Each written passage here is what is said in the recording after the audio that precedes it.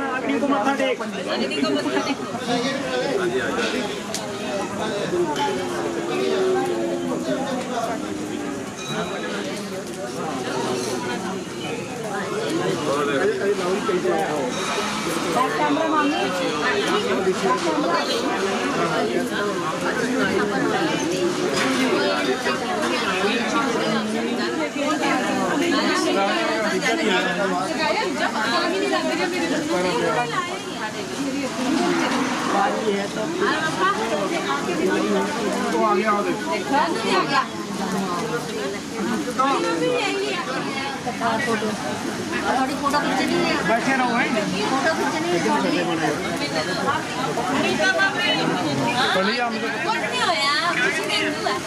बच्चा देख लेना तुम्हें क्या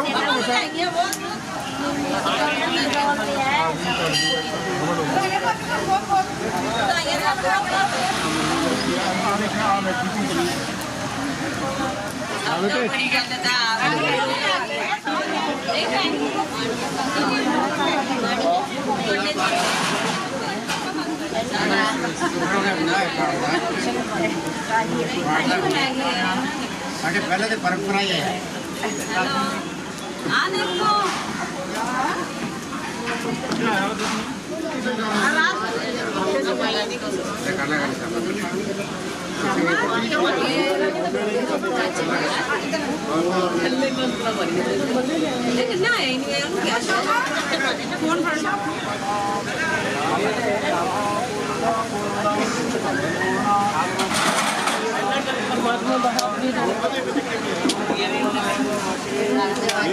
राजकुमार जी बीच में साइड में टिकाओ, अभी नहीं डालना किसी ने हमारा टिकाओ आराम से ये ऑन हो जाओ ना आ जाओ बोले सेंटर में रखना लगाओ राजकुमार जा हाथ लाओ ठीक है अब हम हवन में सारे लग गया हाथ लग गया बाबे पट दे हवन बाबे ओम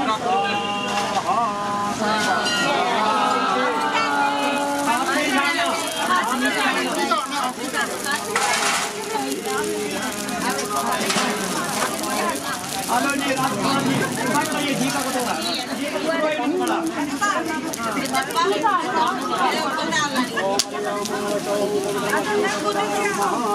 क्या है शुरुआत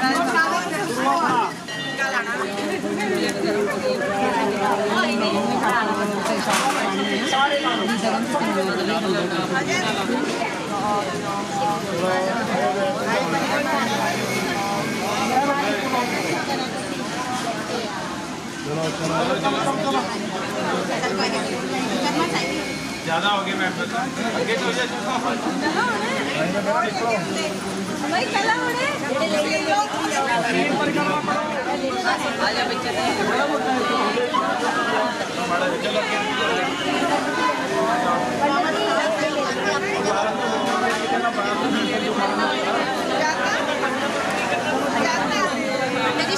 खड़े लोग हैं ऐसे सामने बोलिए निकल जाना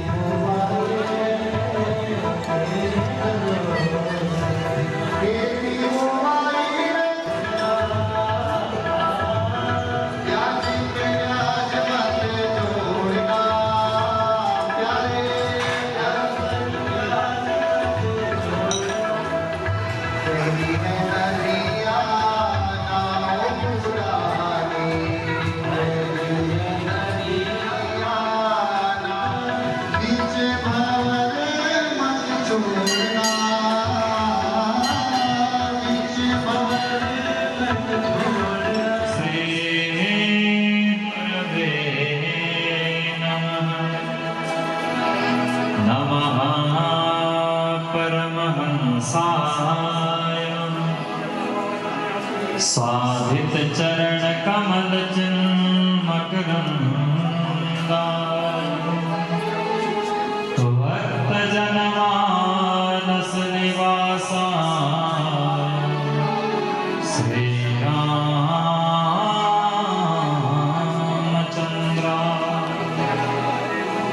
वागीसायस्य वदने लक्ष्मी च वक्षसि यस्यास्ते हृदयं सम्मेतं नृसिंहमहं नवलकिशोर जय गोपी चित्तचोर प्रभु जय जय माखन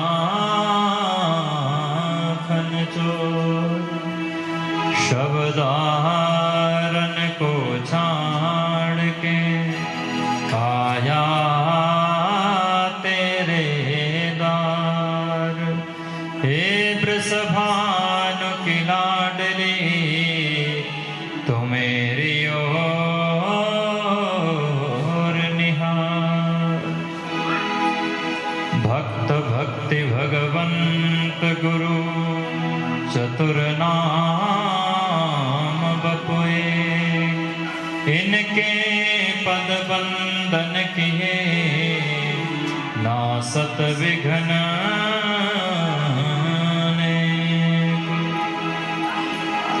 प्रभुपद पंकज मकरंद पीयूष रसपान भ्रमर भक्तजनों, आइए श्रीमद् भागवत महापुराण की इस दिव्य कथा को प्रारंभ करने से पूर्व थोड़ा सा भगवान नाम संकीर्तन करते हैं। आप सभी सातवें गाने का प्रयास करेंगे और तालियों की सेवा करेंगे। श्री राधे गोपाल भजो मन श्री राधे, श्री राधे गोपाल श्री राधे, जय जय श्री राधे गोपाल भजो मन श्री राधे, श्री राधे गोपाल भजो मन श्री राधे, श्री राधे जय श्याम राधे, श्री राधे जय श्याम राधे, हे श्याम राधे गोपाल राधे, श्याम राधे गोपाल राधे, गोपाल राधे गोविंद राधे, गोपाल राधे गोपाल राधे गोविंद राधे, गोपाल राधे गोविंद राधे, जय जय श्री राधे गोपाल भजो मन श्री राधे,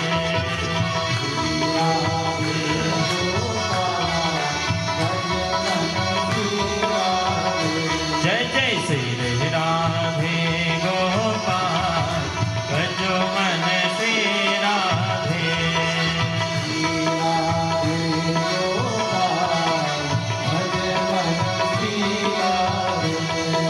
श्री राधे जय श्याम राधे,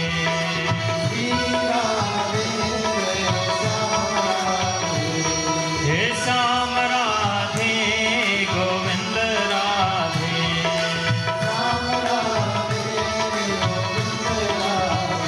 हे गोविंद राधे गोपाल राधे,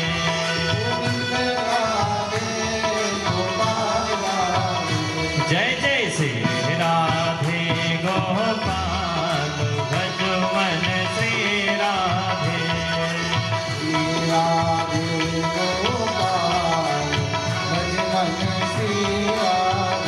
जय जय श्री राधे गोपाल भजो मन श्री राधे,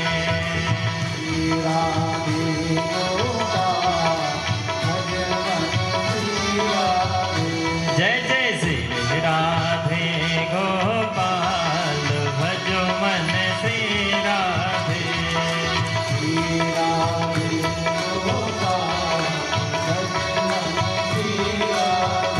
जय जय श्री राधे गोपाल भजो मन श्री राधे,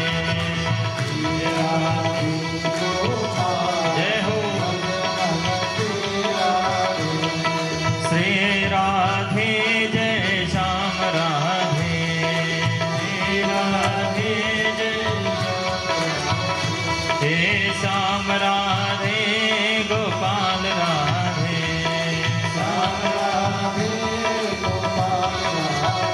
हे गोपाल राधे गोविंद राधे, हे गोपाल राधे गोविंद राधे, हे गोपाल राधे गोविंद राधे, जय जय श्री राधे गोपाल भजो मन श्री राधे, जय हो जय जय श्री राधे गोपाल भजो मन श्री राधे,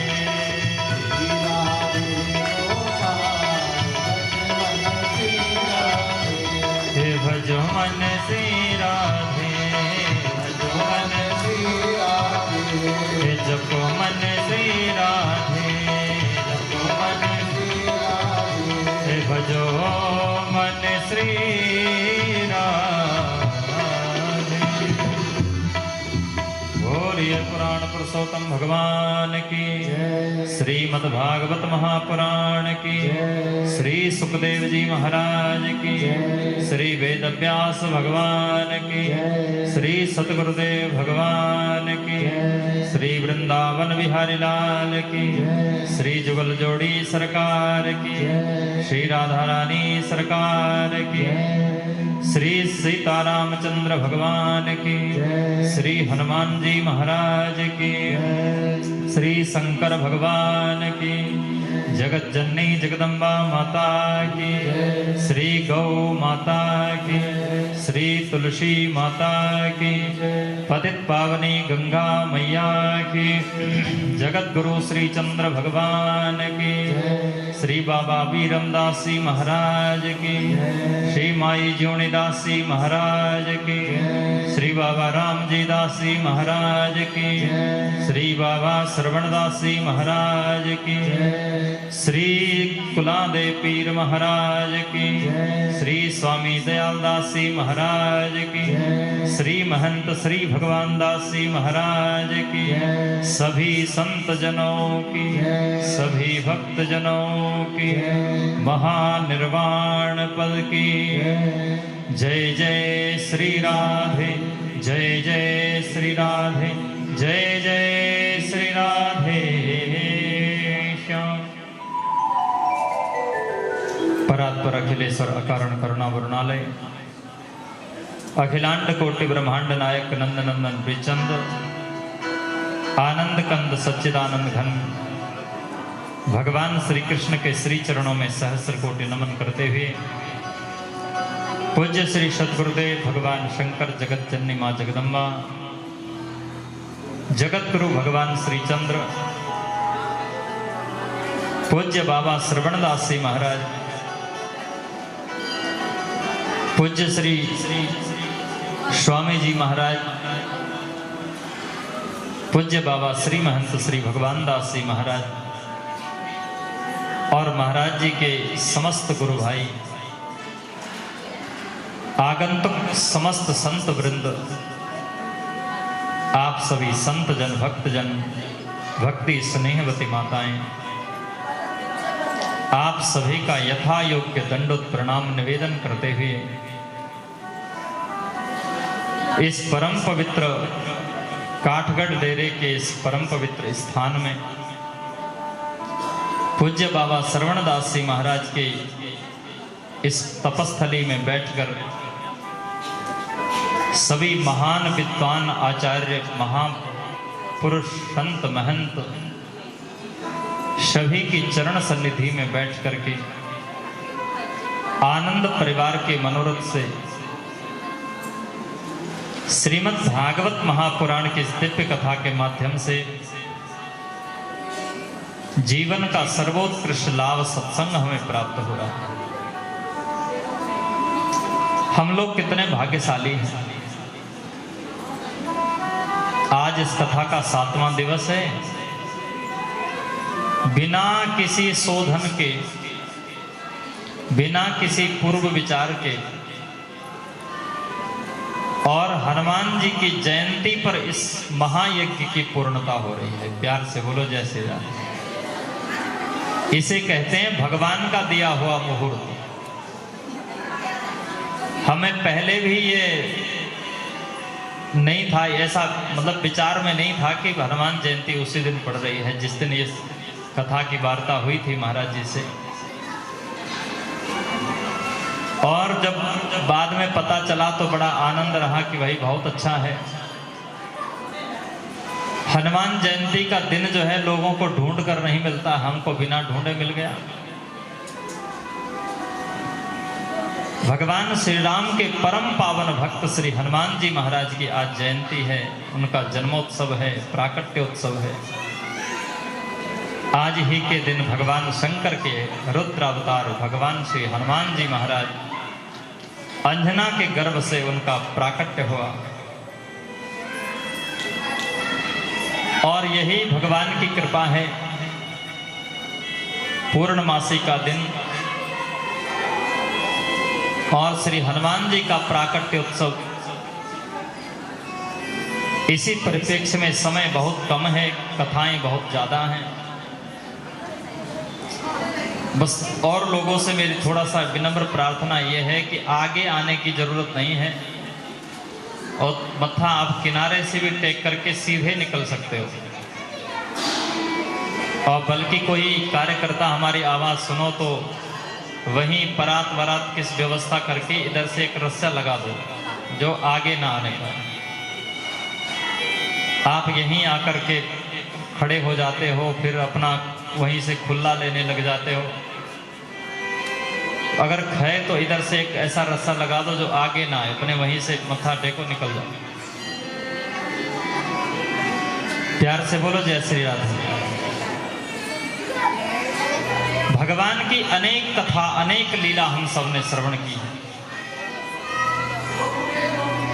और कल की कथा में भगवान श्री कृष्ण का रुक्मिणी जी के साथ में विवाह हुआ। विवाह पद्धति में एक विवाह है, उसका नाम है राक्षस विधि। ऐसा नहीं कि वो कोई राक्षस ऐसा करते हैं, ये ऐसी विधि नहीं है। भागवत जी में लिखा है राक्षसेन विधानेन। भगवान ने रुक्मिणी जी के शील की रक्षा करते हुए, राक्षसेन का अर्थ महापुरुषों ने किया है रक्षा करते हुए, क्योंकि शिशुपाल जैसा दुष्ट व्यक्ति रुक्मिणी जैसी शीलवान कन्या के साथ में विवाह कर रहा है, तो क्षत्रिय और स्वयं रुक्मिणी जी और रुक्मिणी जी के पिता वे भगवान से रुक्मिणी जी का विवाह करना चाहते। इस करके भगवान ने अपने क्षत्रिय धर्म का पालन किया। और ऐसा नहीं कोई चोरी छुपे उठा लाए हो, नहीं, भगवान ने शंख बजाया और शंख बजा करके तब युद्ध की घोषणा की, युद्ध किया। सेनापतियों से, सैनिकों से युद्ध किया। यहां तक कि रुक्मिणी के भाई रुक्मी से भगवान ने युद्ध किया और तब भगवान का विवाह हुआ। रुक्मिणी जी से भगवान के पुत्र हुए, उनका नाम हुआ प्रद्युम्न। जब इनका जन्म हुआ तो संबरासुर नाम का दैत्य इनको अपहरण करके ले गया। ये भगवान से शत्रुता रखता था और जानता था कि भगवान का ही पुत्र मेरे को मारेगा। रिपीट ज्यादा हो जाएगा। भगवान का ही पुत्र हमें मारेगा। और ये सोच करके महामायावी उस दानव ने भगवान के प्रसूतिकागार से ही उस बालक का अपहरण कर लिया। अब देखो भगवान का विधि का कैसा विधान है। उस बालक को समुद्र में फेंका। ये रिपीट कैसे हो रही है, कुछ करो। उस बालक को समुद्र में उठा के फेंका और उस बालक को एक मछली निकल गई और मछली निकल गई और वो मछली संबरासुर की रसोई में पहुंच गई। इसलिए गोस्वामी जी कहते हैं तुलसी जैसी भवतव्यता तैसे मिले सहाय, आप तहां ले जाए पुनि ताहि तहां ले आए। जैसा होना होता है वैसा संयोग भगवान बनाते हैं। और मछली समुद्र में फेंका हुआ वो बालक मछली के गर्भ में चला गया और वो मछली संबरासुर की रसोई में चली गई। प्यार से बोलो जय श्री राधे। और जब रसोइयों ने काट कर देखा तो वो बालक निकला। संबरासुर को दिखाया कि देखो ये बालक है और मछली के पेट से निकला है। अच्छा एक बात बताइए, एक बार भी संबरासुर को विचार करना चाहिए था कि कहीं जो बालक हमने फेंका वही तो जीवित बच के नहीं आ गया। पर काल जब सिर पर सवार होता है तो व्यक्ति की बुद्धि काम नहीं करती। जाको प्रभु दारुण दुख देही, ताकि मति पहले हरि नेही। आज संबरासुर ने कहा ठीक है, बालक निकला है, मेरा जो शत्रु था उसका नाम प्रद्युम्न था, इस बालक का नाम भी प्रद्युम्न ही रख दो। और वह प्रद्युम्न जो है भगवान कामदेव के अवतार हैं। कामास्तु वासुदेवांसो रुद्रा प्राग रुद्रमन्यनः। क्योंकि शंकर भगवान ने कामदेव को जला दिया था और रति ने भगवान से प्रार्थना की कि भगवान हमारे पति हमें कैसे मिलेंगे। तो भगवान शंकर ने कहा, कृष्ण तनय होई सुत तोरा, वचन अनित्य न होई मोरा। भगवान श्री कृष्ण के पुत्र रूप में तुझे तेरे पति मिलेंगे। ये इतिहास की पहली घटना है जहां एक पत्नी ने अपने पति का लालन पालन किया और अपने योग माया बल से उसने उस बालक को एक दिन में ही बड़ा कर दिया। उसने संबरासुर का उद्धार किया, रति से विवाह किया, महल में आया। और सुखदेव जी कथा के बीच में बोल गए कि महल में जब आए तो भगवान के जैसा इसका रंग रूप था। भगवान की जो रानियां थी वो इसको देख करके संकोच में पड़ गई कि ये कौन आ गया। जब सुखदेव जी ने ऐसा कहा तो परीक्षित जी ने कहा, आपने तो एक ही विवाह की कथा सुनाई, आप कहते हो और रानियां थी तो कितने विवाह भगवान ने किए। तो अन्य विवाहों की चर्चा भगवान सुखदेव ने आगे की। सत्राजितः किम करो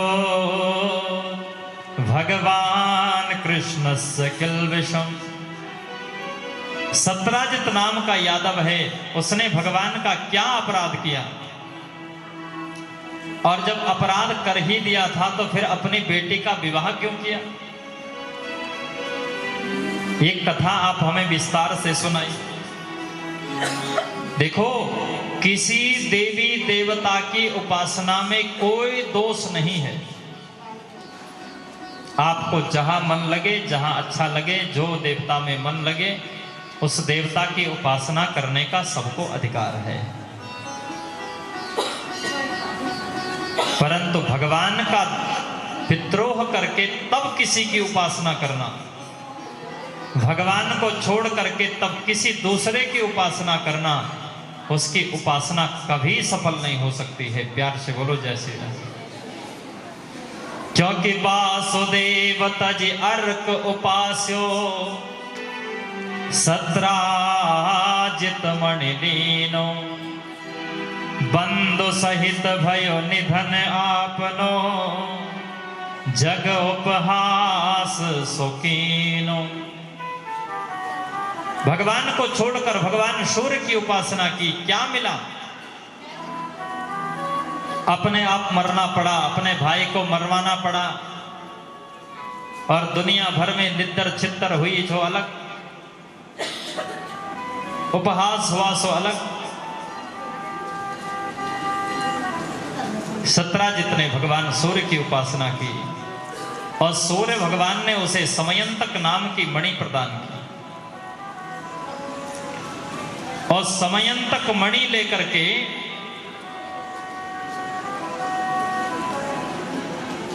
एक दिन गले में समयंतक मणि को डाल करके भगवान की सभा में गया। प्यार से बोलो जय श्री राम।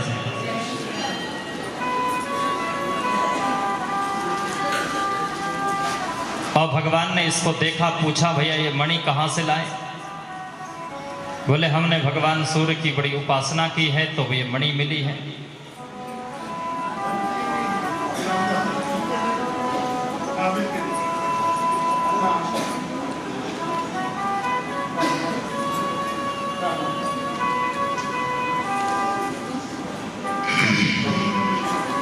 भोले वृंदावन बिहारी लाल की जय। एक ना ये परात जो उठा के यहाँ से एक रस्सी ऐसे लगा दो, सब आते हैं तो एक एक घंटा यहीं पर सब बर्बाद हो जाता है।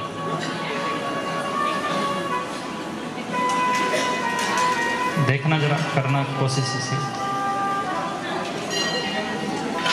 ये परात ही इधर रख दो और अपना ये इधर से एक रस्सी लगा दो, कोई इधर आए ना।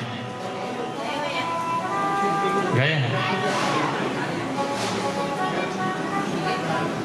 भोले वृंदावन बिहारी लाल की जय। इधर इधर रख दो, इधर रख दो। हाँ उधर ही तो रखनी।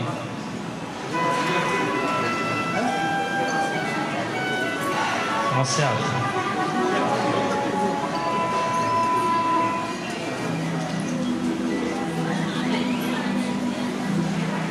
सत्राजित मणि को पहन के गया। भगवान ने पूछा, ये मणि तुम कहां से लाए? बोले हमने भगवान की उपासना की तब हमको ये मणि मिली।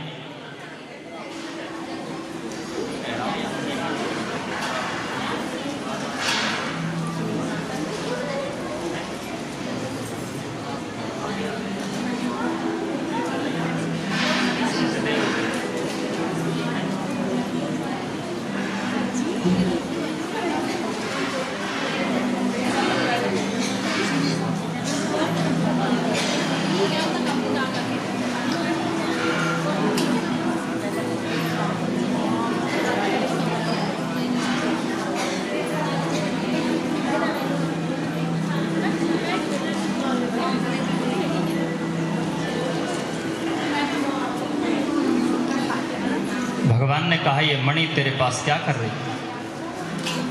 ये मणि तो तुम्हें उग्रसेन को प्रदान कर देनी चाहिए, क्योंकि राज खजाने में रहेगी, उससे जो धन निकलेगा वो धन सब समाज के कल्याण में आएगा, सबके काम में आएगा।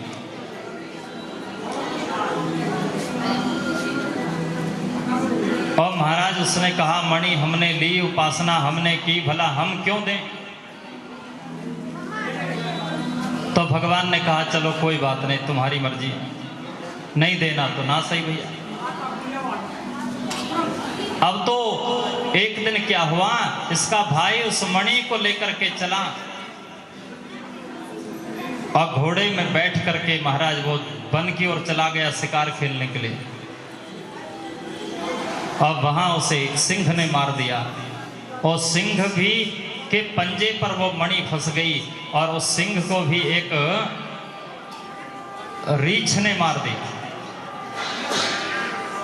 और सत्राजित तो यही समझा कि भगवान ने मणि की चोरी, भगवान ने मणि की चोरी, भगवान पर ऐसा आरोप इसने लगा दिया। अब तो भगवान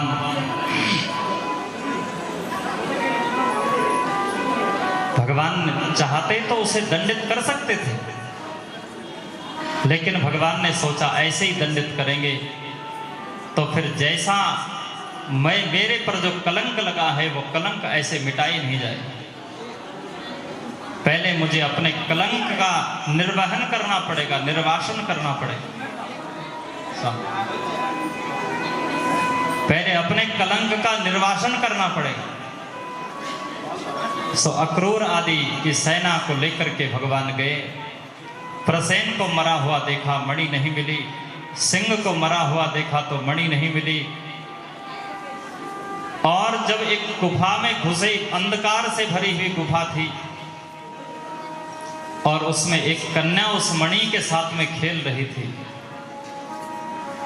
उस कन्या से जब वो मणि लेने लगे, भगवान तो कन्या रोने लगी और दौड़कर अपने पिता की गोद में बैठ गए। उसके पिता हैं श्री जामवंत जी महाराज। जामवंत जी दौड़े, भगवान से युद्ध किया और जामवंत जी ने भगवान से 28 दिन तक युद्ध किया। 28 दिन तक जब जामवंत जी की हालत खराब हो गई भगवान से युद्ध करते करते, अंत में जामवंत जी ने भगवान के चरण पकड़ लिए। थोड़ा ध्यान से सुनिए। जाने ताम सर्वभूतानां विष्णु सा प्रभव प्रभो।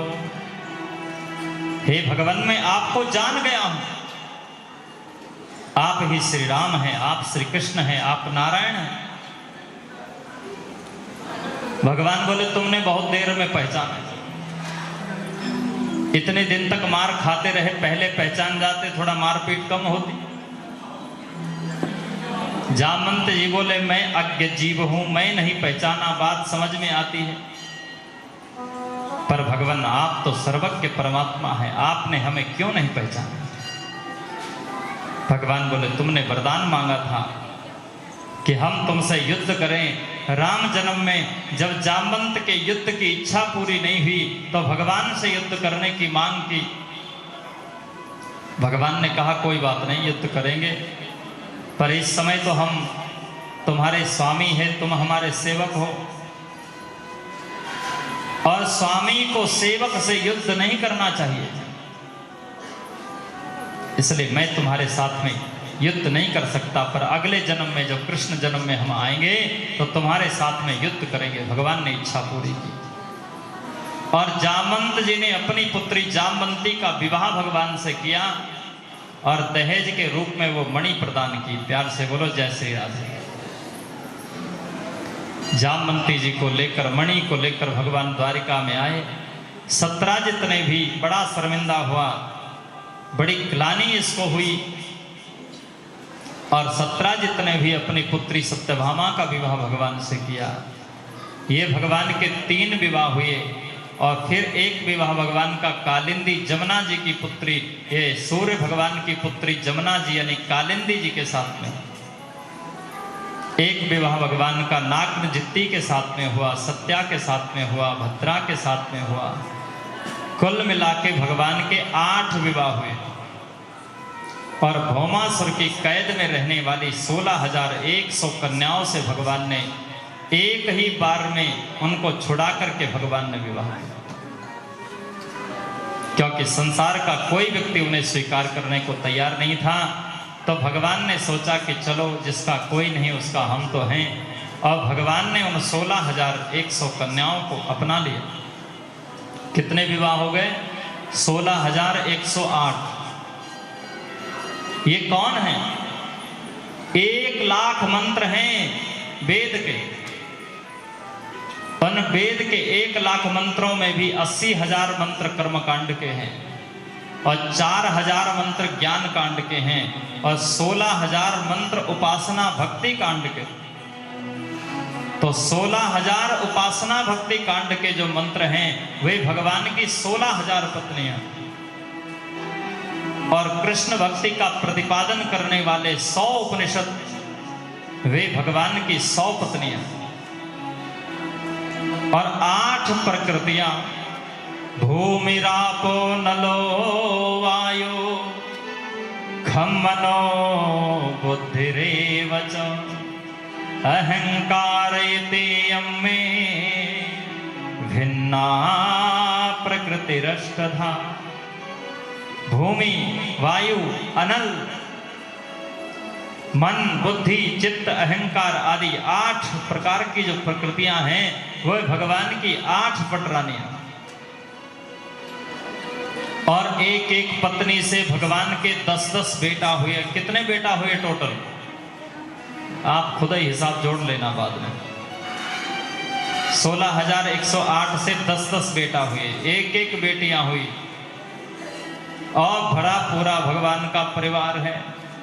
बड़े बड़े दुर्दांत दैत्यों का भगवान ने उद्धार किया और पांडवों के पास जाकर पांडवों की सहायता की, राजसूय यज्ञ करवाया।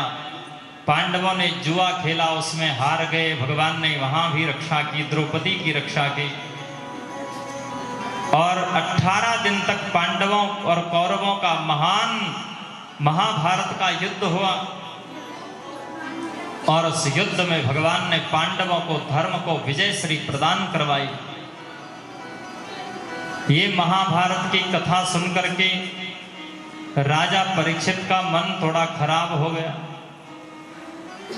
राजा परीक्षित ने कहा महाराज अब ऐसे किसी भक्त का चरित्र सुनाओ जिसमें भगवान की भक्ति का प्राकट्य होता हो।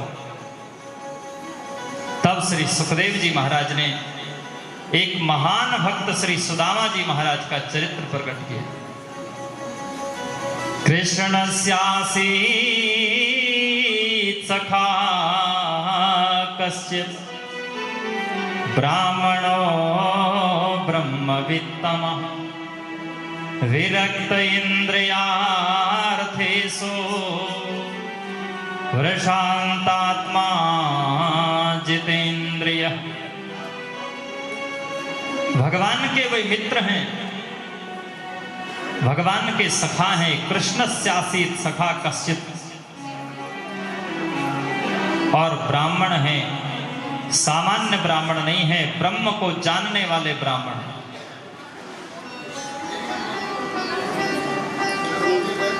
और बड़ी विचित्र बात है, महान विरक्त हैं। गृहस्थ आश्रम में रह करके भी सुदामा जी महान विरक्त हैं। विरक्त इंद्रियार्थेषु प्रशांतात्मा जितेंद्रिय। आश्चर्य की बात है, श्री सुदामा जी जैसा व्यक्ति, आप उनके घर की हालत देखोगे, क्या ऐसी अवस्था में भी कोई प्रसन्न रह सकता है?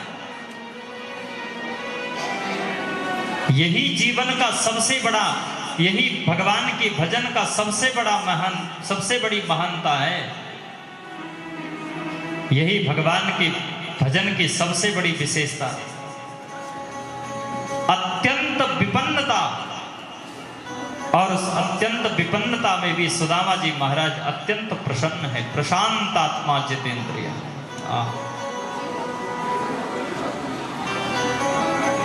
और गृहाश्रमी है। और सुदामा जी को तो विरक्त कह रहे हैं, ब्रह्मवित्तम कह रहे हैं, और उनकी पत्नी को कह रहे हैं दरिद्रासीदमानासा वेपमाना विगम्य च। उनकी पत्नी को कह रहे हैं वे दरिद्र हैं। प्यार से बोलो जय श्री राधे। अरे भाई, पति महान विरक्त हैं, प्रशांत आत्मा है, पत्नी दरिद्र कैसे हो गई? दरिद्रता का मतलब कोई गरीब होना नहीं होता। दरिद्र कौन है? दरिद्रो यश्च संतुष्ट हो, जो सब कुछ होते भी अपनी वस्तु से, अपनी अवस्था से, अपनी स्थिति से संतोष नहीं जिसे होता है, वो असंतुष्ट व्यक्ति ही महान दरिद्र होता है। ये दरिद्र होना का मतलब कोई निर्धनता नहीं है, विपन्नता नहीं है। अब पति दरिद्र नहीं है, अब पत्नी दरिद्र है, ये कैसे समझ में आएगा? क्योंकि सुदामा जी तो अकिंचन है, निष्किंचन है, कुछ भी चाहते नहीं, कुछ भी उनके मन की इच्छा नहीं। लेकिन उनकी पत्नी तो है, पतिव्रता है। पतिव्रता का लक्षण है अपने पति को कभी जबरदस्ती न करे कि तुम कमा के नहीं लाते, तुम क्यों नहीं लाते, तुम हमारी ऐसी हालत है। ये जो कहती है वो उत्तम पतिव्रता नहीं, पतिव्रता है। अपने पति को कभी कुछ नहीं बोलती, लेकिन मन में एक इच्छा रहती है कि हमारा जैसे पड़ोसी का मकान है, पड़ोसी बढ़िया वस्त्र पहने हैं, पड़ोसी बढ़िया भोजन कर रहे हैं, ऐसे हमको भी मिल जाता तो बहुत अच्छा होता। ये सूक्ष्म इच्छा जो इसके भीतर है, उस इच्छा को देख करके ही श्री सुखदेव जी महाराज की दृष्टि में वे दरिद्र हैं। पर सुदामा जी की एक विशेषता है, वो गरीब क्यों हैं, निर्धन क्यों हैं? क्योंकि वे निष्किंचन महात्मा है, किसी से कुछ मांगते नहीं, और जो आता है उसको भी जितना आया उतने उसी के दिन उसे समाप्त कर देते। आज जितना कमाया वो सब खत्म, वहीं पर उसका काम तमाम कर दिया। आज कल का भरोसा नहीं रखता। ऐसे महात्मा होते हैं जो कल का भरोसा नहीं रखते। आज जो मिला आज ही भंडारा करवा दो, खत्म। और इस अवस्था में कभी कभी ऐसी स्थिति आ जाती है, सुदामा जी के घर में भोजन करने की व्यवस्था नहीं रहती। आज आया वो खत्म हो गया, कल नहीं आया, 10 दिन नहीं आया, तब क्या होगा? ऐसे ही जीवन चल जाता है। पर एक विशेष बात उनकी थी, अपने परिवार के बीच में बैठकर निरंतर भगवान की कथा कहते थे। सब लोग बैठ जाते, कथा कहते, कथा सुनते, सत्संग होता। गृहस्थ धर्म में रह करके जो भगवान की कथा का त्याग नहीं करता है, तो मद वार्ता यात यामानाम न बंधाय गृहामतः, वो गृहस्थ भी किसी बंधन में नहीं पड़ता। तो रोज कथा कहता, और कथा कहते कहते जब भगवान श्री कृष्ण की कथा आती तो छाती ठोक कर कहते, ये हमारे मित्र हैं। आहा, ये श्री कृष्ण है ना, ये हमारे बालपन के मित्र। एक दिन पत्नी ने सोचा कि इनके मित्र द्वारिकाधीश हैं, श्री कृष्ण हैं, और ये हम ऐसी बुरी स्थिति में जी रहे हैं, तो प्रार्थना करें, ननो ब्रह्मन् भगवता सखा साक्षात् श्रेयापति ब्रह्मण्यस्य शरण्यस्य भगवान शाततर्षभः। आप रोज कहते हो भगवान मेरे मित्र हैं, मेरे मित्र हैं, मेरे मित्र हैं। बोले हाँ हैं, तो तभी तो बोलते हैं। तो बोले कभी उनके यहाँ जाते क्यों नहीं? अरे बोले देवी हम संकोच करते हैं, हमारी हालत देखो, द्वारिकाधीश की स्थिति देखो, जाएंगे लोग क्या कहेंगे, द्वारिकाधीश को कहीं संकोच होगा कि ये मेरा मित्र आ गया। और क्या करेंगे जा करके? उनका भजन कर रहे हैं, याद कर रहे हैं, आनंद हो रहा है, सत्संग कर रहे हैं। अरे बोले जाएंगे तो दासती द्रविणम भूरी, तो मैं कहीं नहीं जाऊंगा। मैं जाता ही इसलिए नहीं हूं कि कहीं ऐसा न हो भगवान को लगे कि ये विपन्न ब्राह्मण। सुदामा जी की पत्नी ने एक और चाली बनाई, क्योंकि अयम ही परमो उत्तम श्लोक दर्शन।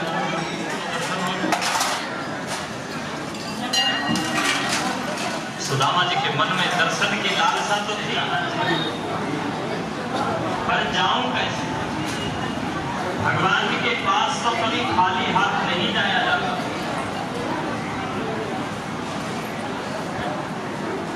तो मैं कैसे जाऊं?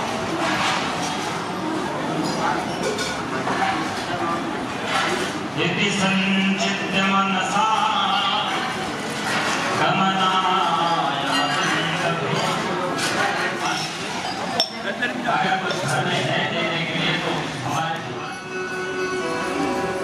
और जो मांगता है वो ब्राह्मण नहीं हो सकता है। प्यार से बोलो जय श्री राम। हम मांग नहीं सकते, मांगना हमारा धर्म नहीं है, पर आज भगवान के लिए मांगना पड़े तो मांगना चाहिए। आज मैं भगवान के लिए मांगूंगा। अपने लिए मांगा जाए तो उसमें दोष है, पर भगवान के लिए मांगा जाए, भगवान की सेवा के लिए, मंदिर की सेवा के लिए, गौशाला की सेवा के लिए, संत ब्राह्मणों की सेवा के लिए, कथा की सेवा के लिए मांगा जाए तो उसमें कोई दोष नहीं। पर इसमें ध्यान इतना रखना चाहिए कि जो मांगा जा रहा है वो सब भगवान में ही लगना चाहिए। चाहते तो इतने दिन से बच्चे भूखे बैठे तो मुट्ठी अपने लिए बना दे, पर नहीं, चार की चार मुट्ठी ये कपड़े में बांध दी और ला करके सुदामा जी को पकड़ा दी। बोले लो इसे ले जाओ, ले जाओ। और सुदामा जी वो चावलों की पोटली को अपने कांध में दबा करके चल पड़े। वस्त्र तो है नहीं दूसरा जो बदला जाए। जो वस्त्र पहना है वो कितने दिन से पहना है पता नहीं, वही धो लेते हैं, वही पहन लेते हैं। भगवान के यहाँ आए। कहीं टीवी में और कई जगह ऐसा भी दिखाया जाता है कि दिनों का आना जाना मना रहता है। भगवान के द्वार वालों ने बड़ा स्वागत किया सुदामा जी का। कहा भगवान आप आइए। उन्होंने कहा भगवान से मिलना चाहते हैं। बोले हाँ हम आपको मिलाते, पर आज जैसा दीनहीन ब्राह्मण आया है, आज से पहले ऐसा कोई दीनहीन आज तक हमने न देखा है। किसी सपगा न झगा तन में, और जान को आई बसे के ही ग्राम। धोती फटी सिलटी दुपटी, हर पायो पानह की नहीं साम। द्वार खड़ो तुझ दुर्बले, रहो चकिसो वसुधा विराम।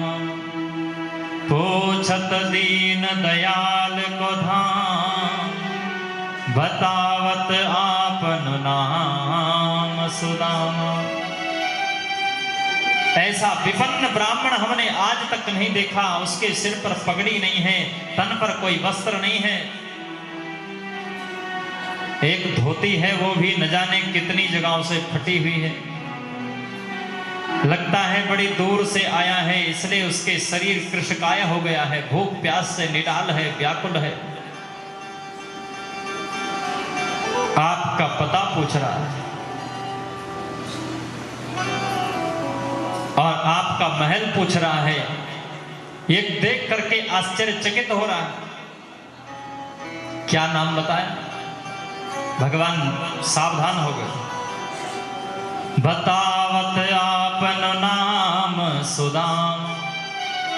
उसने अपना नाम सुदामा बताया। जैसे सुदामा नाम सुना, महाराज ठाकुर जी ने सिंहासन त्याग दिया और दौड़ करके सुदामा जी की ओर गए। सुदामा जी को हृदय से लगा। किसी मंत्री संतरी की ओर नहीं देखा, सैनिक सेवक की ओर नहीं देखा, और जाकर के सुदामा जी को हृदय से लगा। क्या प्रेम का भाव है!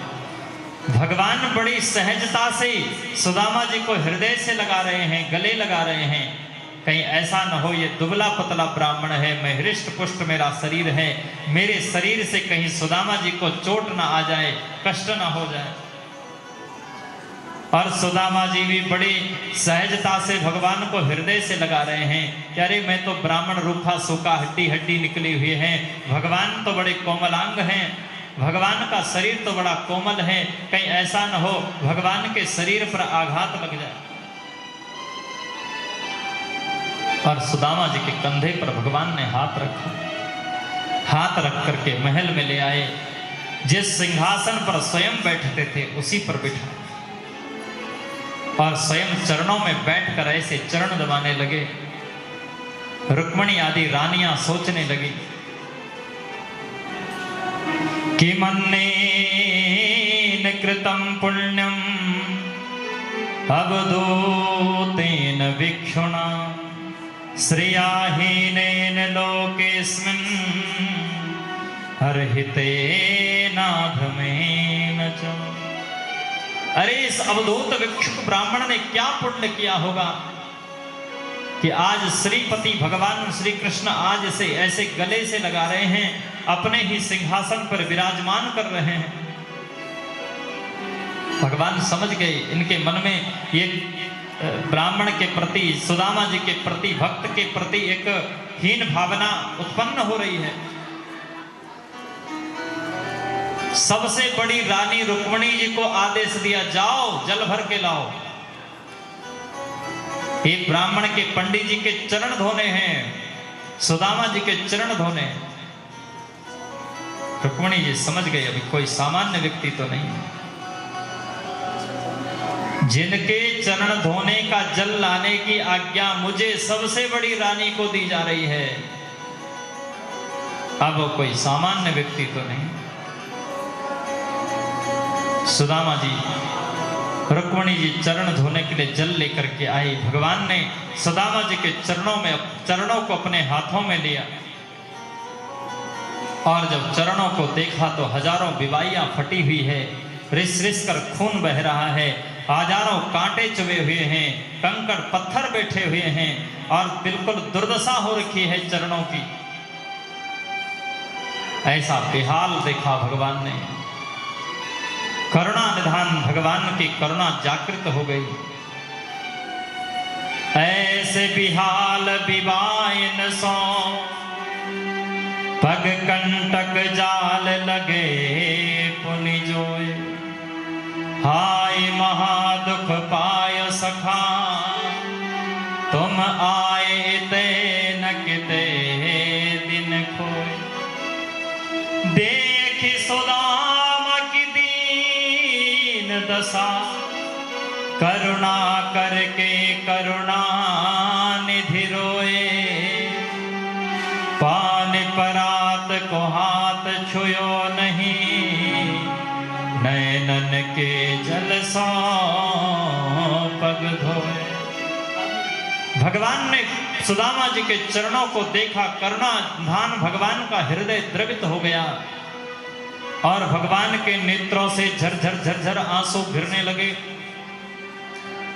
अपने हाथ से भगवान ने सुदामा जी के पैरों के एक एक कांटे को निकाला, उनके चरणों की विवाहियों में फंसे हुए कंकर जाल को भगवान ने निकाला। हमने महापुरुषों से सुना है, जब हाथ से कोई कांटा नहीं निकलता था, भगवान उसे दांत से निकाल देते थे। और नेत्रों से ऐसे अश्रुपात हुआ, ऐसे अश्रुपात हुआ। रुक्मिणी जी जिस जल की गगरिया को भर के लाई थी, उस पर हाथ भी नहीं लगाना पड़ा और भगवान ने अपने ही नेत्रों के जल से सुदामा जी के चरणों को प्रक्षालित कर दिया, धो दिया। और सुदामा जी के चरणों को धो करके वो जो जल था, वो चरणामृत था, वो स्वयं पान किया। ये है भक्तवत्सलता, ब्रह्मण्यता भगवान की। आज अपने भक्त की भगवान ने स्वयं चरणामृत ग्रहण किया और अपनी द्वारिका वासियों को, समस्त रानियों को चरणामृत बंटवाया। अरे ये भगवान का चरणामृत है, ये भक्त का चरणामृत है, इसे ग्रहण करो। सुदामा जी को बढ़िया वस्त्र पहनाए, स्नान कराया, भोजन कराया। हाथ जोड़ करके भगवान ने प्रार्थना की, अपि ब्रह्मन गुरुकुला भवता लब्ध दक्षिणा, समावर्तेन धर्मज्ञा भार्योडा सदृशी नव। हम गुरुकुल में पढ़ते थे, तुम्हारा समावर्तन हो गया था। हे सुदामा जी, तुमने विवाह किया कि नहीं किया? एक कथा और भी है पुराणों में। सुदामा जी ने अपने गुरु माता से चने लाए और वो चने लेकर के पेड़ पे चढ़ गए। बारिश हो रही थी, ठंड का समय था, भगवान नीचे बैठे थे। सुदामा जी अकेले चने खा गए, भगवान को नहीं पूछा। भगवान ने पूछा क्या कर रहे हो, तो कहा कि दांत मेरे कटकटा रहे हैं। ये कथा थोड़ा विचारणीय है, प्यार से बोलो जय श्री राम। विचारणीय इसलिए है कि सुदामा जी का जैसा चरित्र है, उस चरित्र पर यह कथा फिट ही नहीं बैठ रही है। जिनके लिए लिखा है प्रशांत आत्मा जितेंद्रिय, वो भला ऐसा अदांत अजितेंद्रिय कैसे हो सकता है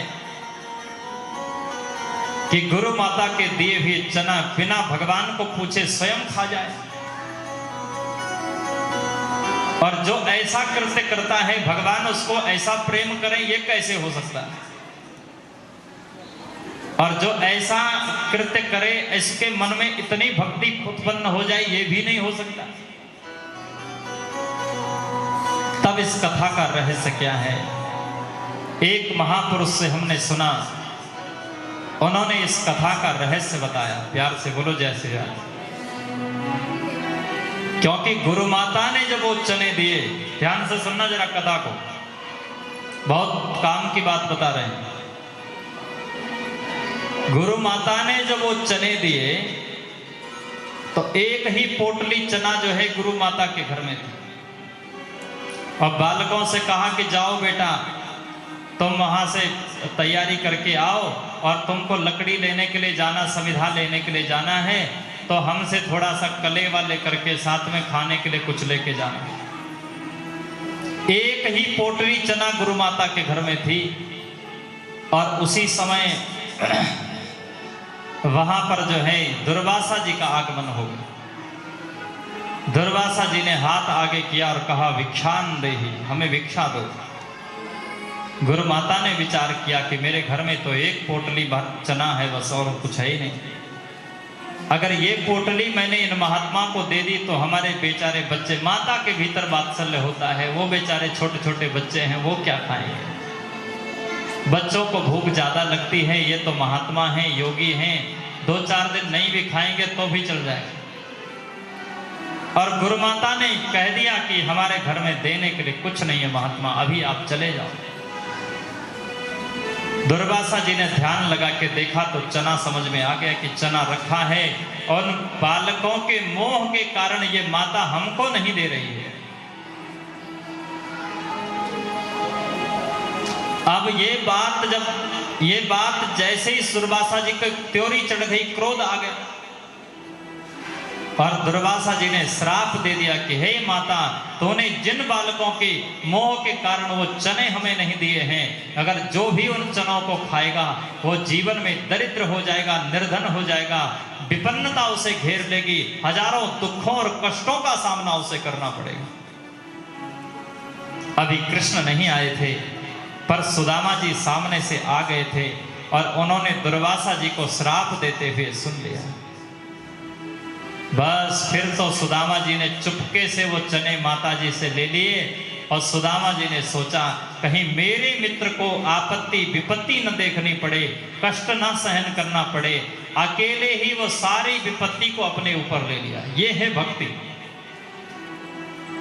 अकेले ही सारी विपत्ति को अपने ऊपर सुदामा जी ने ले लिया। और भगवान ने पूछा भी कि हाँ, भगवान तो सब जानते थे, भगवान तो सर्वज्ञ हैं, वो क्या नहीं जानते। लेकिन आज इसीलिए भगवान इतने रीझ रहे हैं, बोले तूने जो कष्ट सहा है वो मेरे हिस्से का कष्ट भी सहा है, मेरी प्रसन्नता के लिए तुमने ऐसा किया। इसलिए बताओ तुमने विवाह किया कि नहीं। सुदामा जी बोले हाँ विवाह तो किया। बोले वो इसलिए पूछ रहे हैं कि अकेले होते तो कोई बात नहीं थी, अब जब विवाह किया है, भाभी जी घर में है, तो कुछ ना कुछ तो भेजा होगा।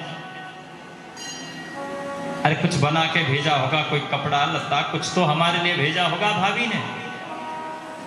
सुदामा जी विचार करने लगे, 16,108 पत्रियां, उनके 10-10 बेटा, इतने सारा भरा परिवार, उद्धव जी महाराज, अक्रूर जी महाराज, ये सब जब पोटली देखेंगे चावल की तो क्या कहेंगे। भगवान का कैसा मित्र है, पोटली में चावल भर के लाया।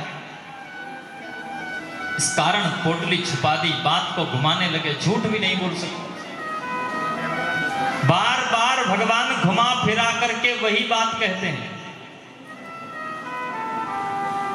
अरे भैया भाभी जी ने क्या भेजा। सुदामा जी बोले तुम तो पीछे पड़ गए, बताओ। अभी बताते हैं, कोई बात नहीं, इधर उधर घुमाने दो। भगवान ने सोचा ये मेरा मित्र अपनी वस्तु का संकोच कर रहा है, ये नहीं जानता कि मैं तो केवल प्रेम से भीगी हुई वस्तु को ग्रहण करता हूं।